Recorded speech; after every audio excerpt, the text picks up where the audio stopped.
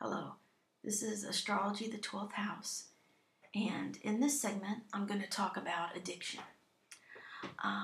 Addiction is related to the 12th house and escapism.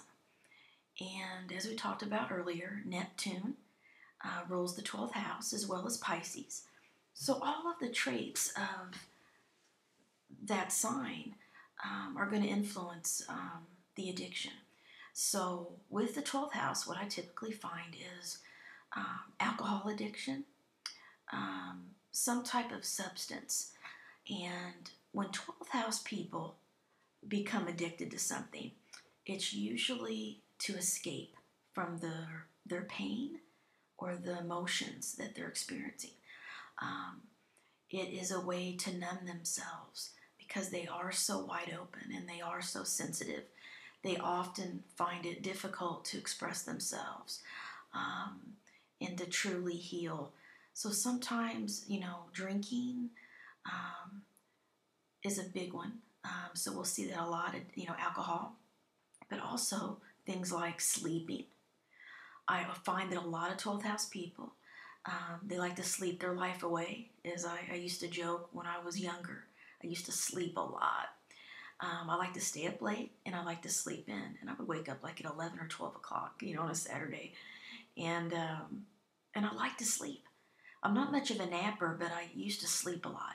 And a lot of my clients through the years have told me, I love to sleep. I like to sleep. That's how I escape. And when I get stressed, I like to take naps, or I like to sleep in, or I just need more sleep and it makes me feel better. So that is something that 12th house people do to escape, which can become an addiction when you're doing it as a crutch. And that's the thing. There's a fine line between being addicted to something and abusing it. A lot of us abuse things. We abuse food. We abuse, our bodies, by, what we eat and not exercise and things like that. But there's a difference between addiction and abuse. Addiction means that it becomes a crutch. And it's something that you do and need to cope. And if you don't do it, you can find things a little bit more difficult. And it might be hard to focus and to complete tasks and to function. So there is a fine line. But this is a really good book. Sex, Food, and God, Breaking Free from Temptations, Compulsions, and Addictions.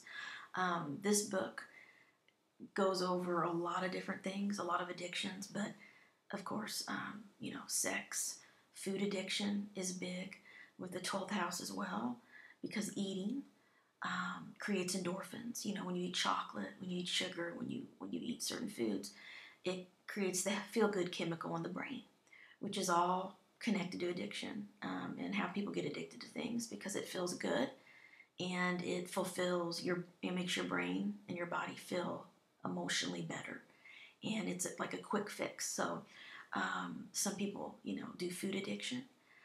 Work addiction is a big one. Being a workaholic, where you're ignoring your emotions and your inner nature, and you're not being a 12th house person, and you're not going within, and you're avoiding feeling or dealing with your pain, then work can be an addiction. Facebook, computers is a big thing nowadays.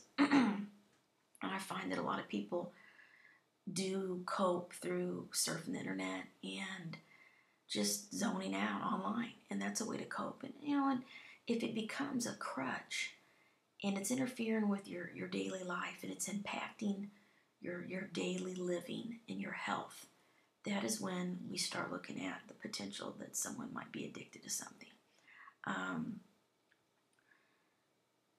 12th house people, they feel so much that sometimes they do need to escape.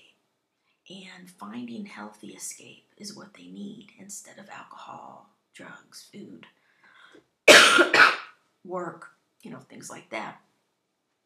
But the biggest thing that I tell 12th house people is that you just need to be aware that you have the potential to become dependent and use something as a crutch and become addicted to certain things. One thing I find with a lot of 12th house people is they can become addicted to emotions. Love addiction is big. It's hard for them to let go when they really truly connect with someone. They can become obsessed with those feelings and that love and that person, and it can be hard for them to let them go. And that is one of the energies of the 12th house, is addiction. So love addiction, emotions, emotional addictions, eating food, even religion, like the book said, sex, food, and God, becoming so obsessed with religion and which is not always a bad thing, but become obsessed with spirituality and compulsions, like you can't control yourself. You have to meditate every day for 3 hours or you can't function. That's the extreme. You should be able to balance things. It's okay to eat. It's okay to drink sometimes, but to make sure that you're not abusing it to the point where it becomes a crutch, because that's when it can get into addiction, which is difficult to break. I did some research years ago in an addiction when I lived in Illinois and when I lived in Ohio and in Virginia as well. I looked at the charts of my clients, but also when I worked in private practice. But I also looked at the charts of people that are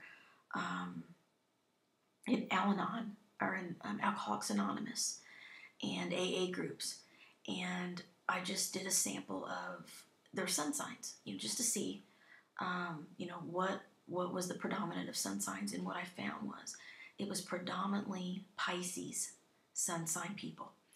And I do believe if I dug a little deeper and did more data, I guarantee there's a lot of people with the 12th house sun, and especially the sun there, possibly the moon as well.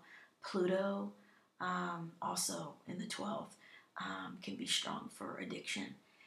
And any 12th house planets really can bring on the need to escape and a need to numb oneself, to numb the pain and numb the sensitivity, the empathic abilities that 12th house people have.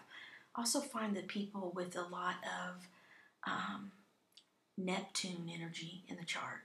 So we're looking at Neptune in the first house, Neptune conjunct the ascendant or rising sign. Neptune there can often show someone that definitely likes to escape and can abuse different substances. And I find that 12th house people tend to abuse things that hurt themselves. So it's like self-abuse. Their addictions hurt themselves, not others. So drink until they pass out. It affects themselves, not other people. Whereas 8th house addictions tend to be more focused on others, and drama, and it impacts the lives of others around them more intensely when they become addicted to certain things. This is just my opinion from what I've seen. It'll be hard to prove it, but I can tell you it feels right to me just from what I've seen. But 12th house people tend to abuse themselves more and hurt themselves through their addictions and through their compulsions and through their need to escape, because they don't like to hurt other people. They're very sensitive and they're very kind and compassionate people. And 12th house people could not bear to know that their behavior is affecting other people. Sometimes they may be blind to that. And, that Neptune energy, the rose-colored glasses, the fog of Neptune can really blind them to their own problems or their own addictions. They may not really even know that they're addicted. Neptune on the fourth house, on the nadir, when it's in the fourth house or close to that fourth house home cusp, there's often addiction of a parent or some type of addiction in the home environment. Secrets surrounded with addiction, especially alcohol. I find this like 90% of the time in charts when I talk to people. Another thing that I see a lot is people that have a lot of Sagittarius, especially the moon in Sagittarius with alcohol.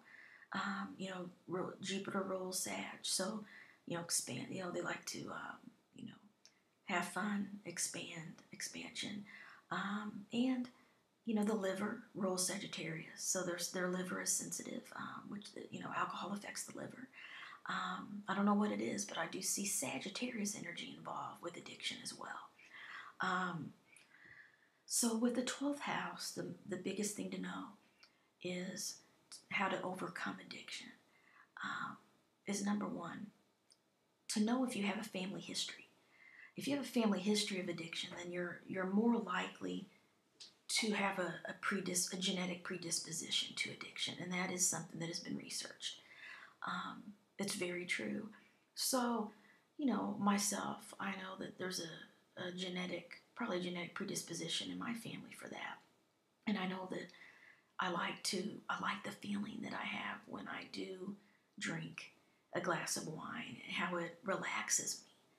And I realize, wow, I can see how this can become a crutch real easy, especially when when you're really stressed out.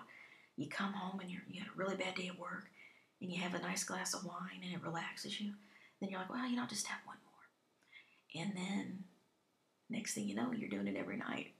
And I luckily I never did that. I was aware that I liked this, and I was aware enough to know I need to be careful about this. And I think that's just because of my personal experiences and being in the social work field. But if you don't know that, if you didn't even realize that you have a genetic predisposition, then you can see how you can become addicted really fast to certain substances. Cigarettes.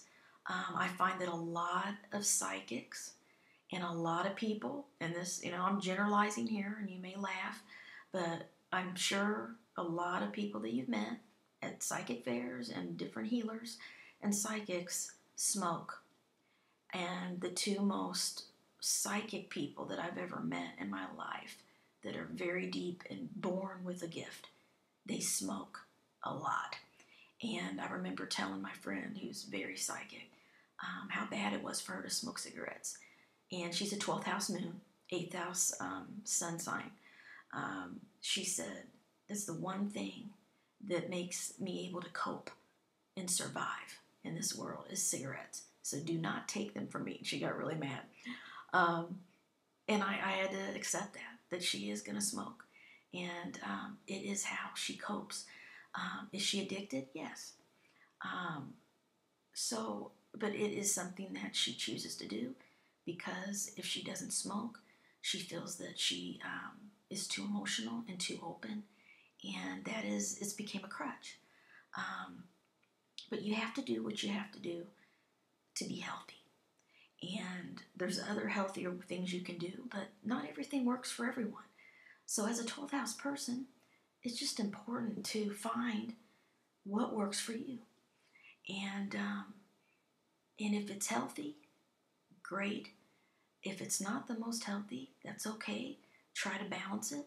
Have one glass of wine 3 times a week instead of 3 glasses of wine every night. It's all about moderation. And there's a saying, drink when you're merry. And I think it's in the Bible. And what that means is I can get it, because alcohol is a depressant. So if you're already depressed and you're already stressed and you're drinking, it's like, when you wake up the next morning after drinking too much, you feel like crap. You feel worse than you did. And it affects your mood. It affects your whole mood and your emotions. And it brings you down because it's a depressant. It's a downer.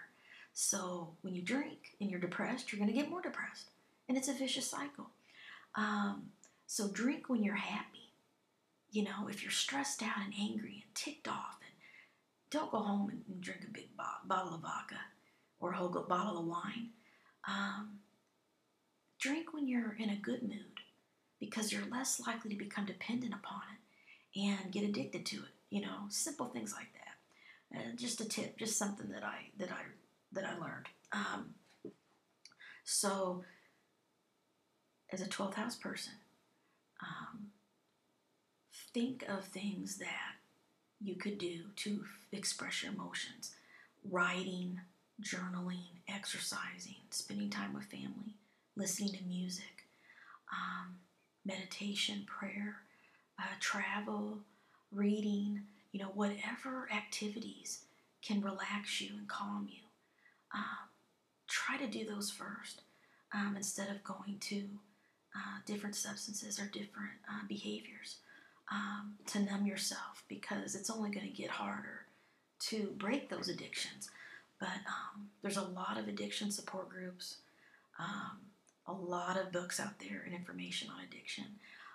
But know yourself, know your family history, know if you have, if you're at risk for that, and know your chart. Know where Neptune is. Know what planets are in the 12th house, and it's preventable. I mean, not everyone with 12th house planets is going to be addicted, but I can tell you from my own experience that every 12th house person that I've met has at some time in their life become addicted to something. And it may have been a temporary addiction. You know, it may have passed on its own. You know, it didn't last very long, you know, and then maybe they didn't have to get a lot of help or counseling or anything to break it. But they've realized at some time in their life, whoa, I'm obsessed, or I'm in over my head on this, or I don't know what's wrong with me. I can't give this up. You know, I'm always thinking about it. I'm always obsessing over it, or I'm wanting it. You know, I have to have it. It can be shopping addiction. It can be spending money. It can be gambling. I mean, it can be a lot of different things that addiction can manifest as. So know yourself and just be honest with yourself. And there's a lot of help out there and a lot of resources. But I just wanted to talk about the addiction of the 12th house and a little bit about why it is one of the things that rules the 12th house. Okay, thank you.